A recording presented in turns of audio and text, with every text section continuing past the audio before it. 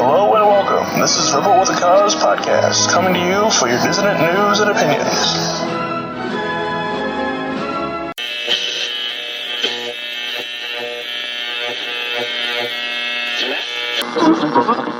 On top of all this, you'll find those low IGA prices featured on every item. Don't miss it, friends. Join the fun tomorrow, Friday, and Saturday during the second anniversary celebration at McDowell's IGA Supermarket, 401 Kennett Street in Kennett, Missouri. For one day only, the fiend that stalks Missouri. Tuesday, November 4th, the monster of branch banking appears before... Alright, today will be an introduction to what I'm all about on this podcast, right down to the ideology that will be behind it. The main focus will be about social and political views that are considered dissident by others but all too natural to those who know about them. Think of this as a place of study for those who want to know more and those who are primed up on the know-how, but want to keep going at it. Also, I'll be telling a little bit about myself and how I got to where I am now. We interrupt this program for a special news bulletin. The magic words Mosley speaks will spark off a riot anywhere. Here in Manchester, no less than in London. The police had orders to prevent the inevitable disturbance developing into a real riot. They carried those orders out. Any women rash enough to get near had the full treatment. Sir Oswald, pleased with Manchester, returned to London. In Dalston, scene of many similar battles years ago, Mosley and his supporters came to hold another meeting. In this stronghold of anti-fascism, their appearance was a guarantee of trouble, as everyone well knew. Sir Oswald's son Max was among those later arrested. Now came the arrival of the great leader himself. They cried, "Down with Mosley," and down he went. We now return to your regular programming. Alright, let's cut to the chase. So when it comes to politics, or just topics pertaining to weighty subjects like religion, philosophy, whatever it may be, it gets kind of hairy with a lot of people. Obviously, these things aren't always easy to talk about. Sometimes people will get defensive. Sometimes people just don't even know what to say, and they're just taken aback by differing opinions. Either because they don't know how to respond, or they just don't really know how to properly debate. Either way, it could be a number of things, really. But it's not just mere opinion. It's much more than that, honestly. In many things in life, there are things that are objective, concrete, solidified in the ground, that are true, that are right and just, that cannot be moved. It's like the laws of physics, the laws of nature. Those things are eternally fixed. They cannot be moved by anyone or anything. That's just how it is. I mean, you can't change those things. So what am I trying to say with all this? Well, basically, when you're talking to someone about anything, especially when it comes to weighty issues, it's always going to narrow it down to one of two things. Either one of you is right and one of you is wrong. That's just as simple as it gets.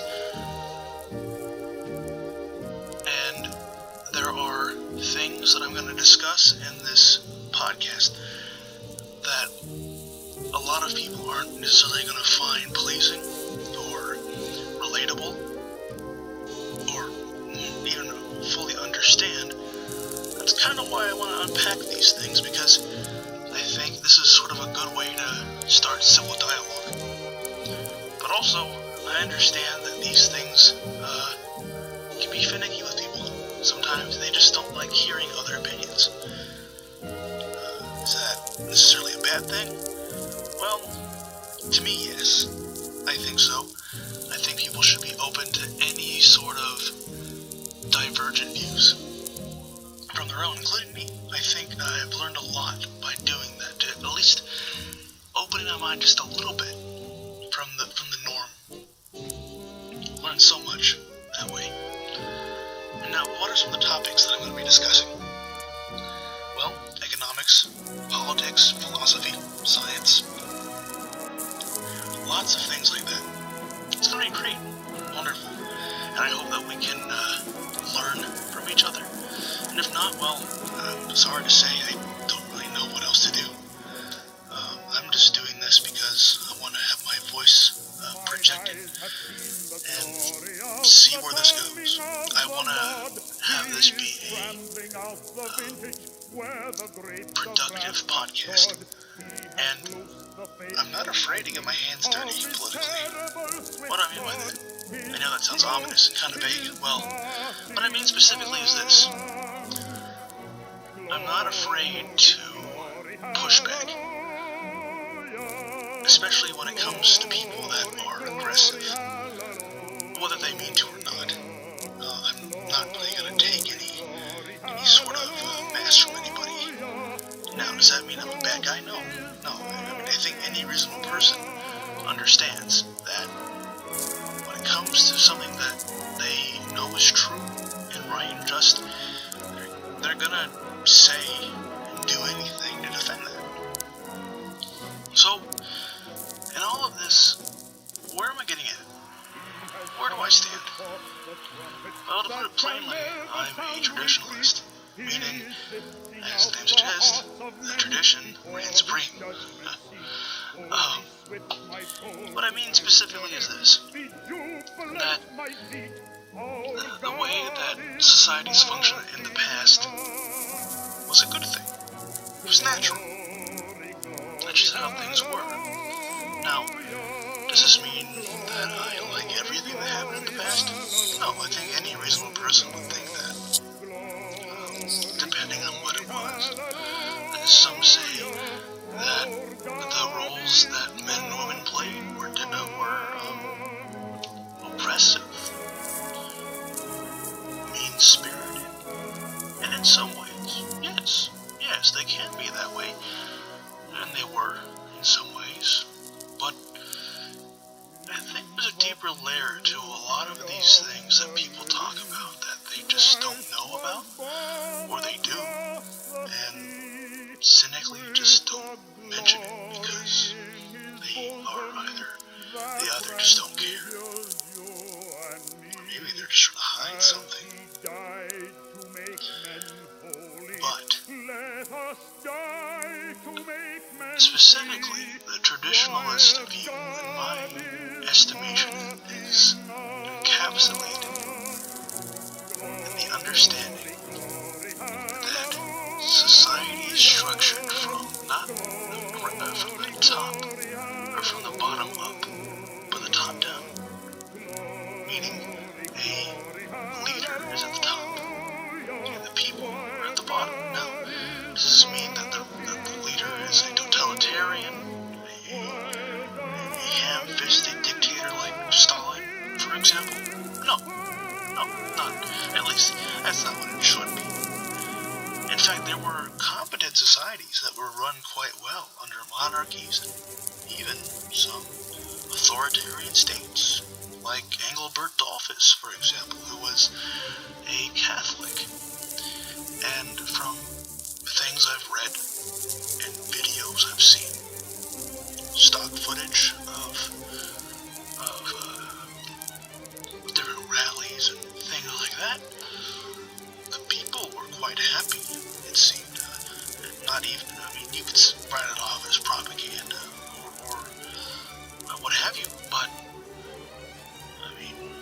think about it. Really think about this. When families and traditional understandings of how they work is in play, structured with things like recreational activities that involve their traditions and culture of the nation, people are happy. Like, who doesn't like a good festival? Who doesn't like concessions with food from where they're from. I mean, heck, that sounds pretty good to me. But think the nation as a whole is one giant festival, but it's celebrating itself all the time.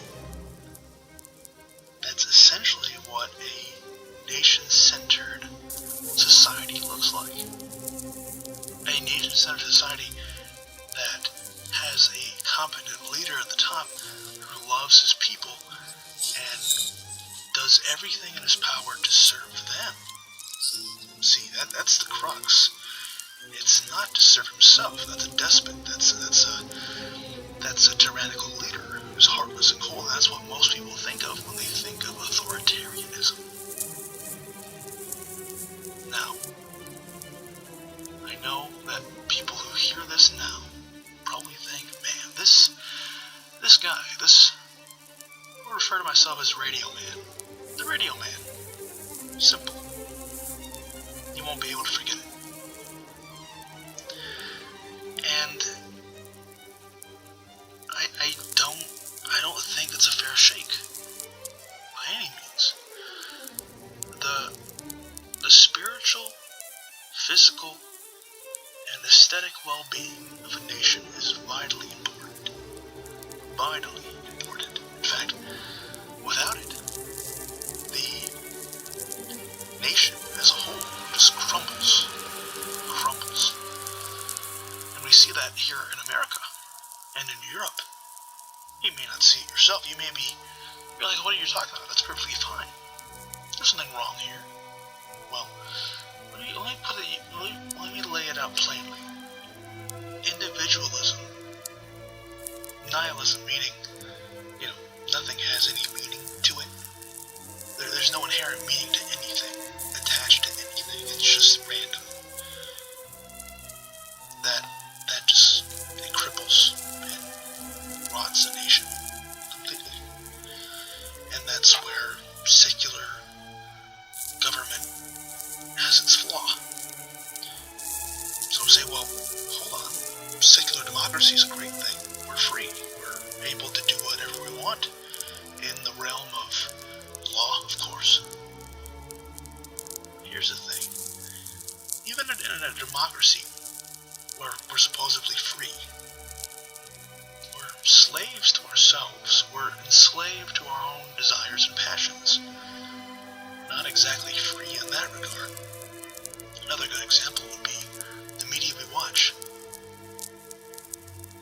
The news, in many ways, is cookie cutter. You'll get the same views on most channels. Center left, further left depending on which channel. With the exception of Fox, but they're more moderately conservative. With the exception of maybe Tucker Carlson, if you watch him. He's more of a traditional conservative type, if that makes sense. But anyway, it's just the same cookie cutter stuff. But what I'm talking about isn't.